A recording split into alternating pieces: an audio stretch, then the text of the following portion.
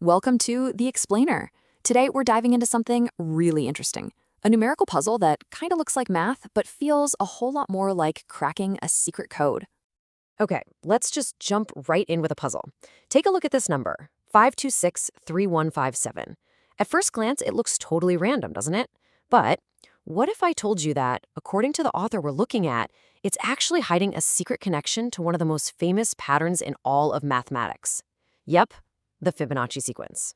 So, in this explainer, we're going to break down the really unique system that was used to create this number, and we're going to see how it all supposedly connects in the end. Okay, so before we really get into the weeds, just a quick but super important heads up. Our goal here isn't to validate this as some kind of formal mathematical proof, not at all. Instead, think of this as a creative journey. We're just following the author's unique set of rules to see where they take us. It's all about the process, the discovery. All right, to even begin to understand how this works, we've got to get a handle on two key operations the author is using. And these are not your standard multiplication or division, not by a long shot. It's better to think of them as the two secret keys we need to unlock this whole thing. So the first key is something called digit summing, and it's actually a really simple, kind of elegant idea.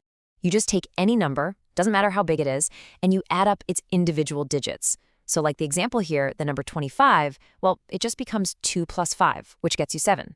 Easy enough, right? And the second key is concatenation. Now, that sounds super technical, but it's just a fancy word for something we do all the time. It just means sticking numbers together side by side to make a bigger number. So if you concatenate 5 and 26, you don't add them up. Nope, you literally just squish them together to make 526. That's it. Okay, so we've got our toolkit, right? We have digit summing, and we have concatenation. Now we are ready to see how the author puts these to work, mixes them in with a little bit of regular math, and somehow transforms one single digit into that crazy 7-digit number we started with. All right, here we go. Believe it or not, this whole complex thing, it all starts with just one number, the number 5. So let's walk through how the author takes that single starting point and builds everything from there. Okay, so here's the play-by-play of the author's process. We start with 5, simple enough. Now, the source is a little fuzzy on the exact next step, but through some combination of operations, that 5 becomes 526. Then they use our first key, digit summing. They take 526, add them up, 5 plus 2 plus 6, and that gets us to 13. From that 13, a few more steps, again, not totally spelled out, are used to get the numbers 31 and 57. And the last step? Well, that's where we bring all these key pieces back together.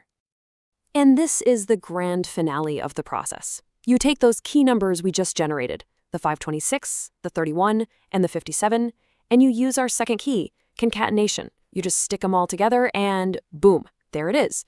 5263157, we're right back where we started. So, the big question is, what's going on here? Is this just some kind of crazy, elaborate coincidence? Well, this is where it gets really interesting.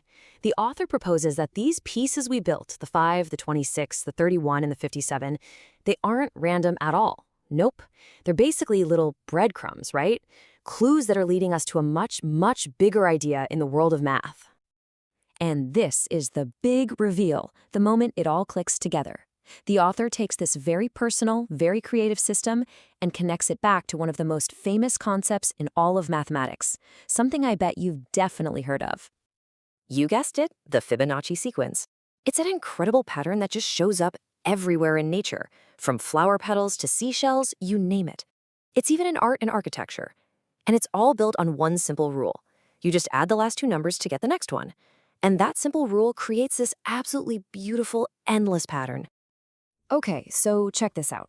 This is how the author connects the dots. Our first piece, the number 5. Well, that's easy. It's in the Fibonacci sequence. But what about the others? Well, they're not, but look closer. 26 is just 21 plus 5, and both of those are Fibonacci numbers. Get this. 31 is just 34 minus 3, and 57 is 55 plus 2.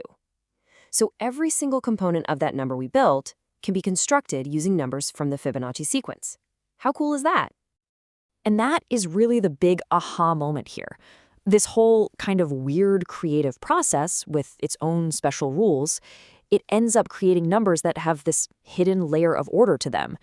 It's this amazing bridge, really, between a very personal, creative way of looking at numbers and this huge, universal mathematical pattern that we all know.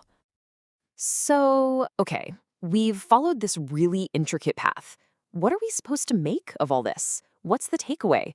Are we looking at a genuine mathematical discovery here, or is it more of a creative invention? You know, the source document itself actually gives us a pretty big clue. It doesn't present this as some kind of unbreakable mathematical law. Instead, it's framed as a creative exploration. It's all about the joy of the journey, right? The fun of finding patterns, even if you have to invent your own rules to get there.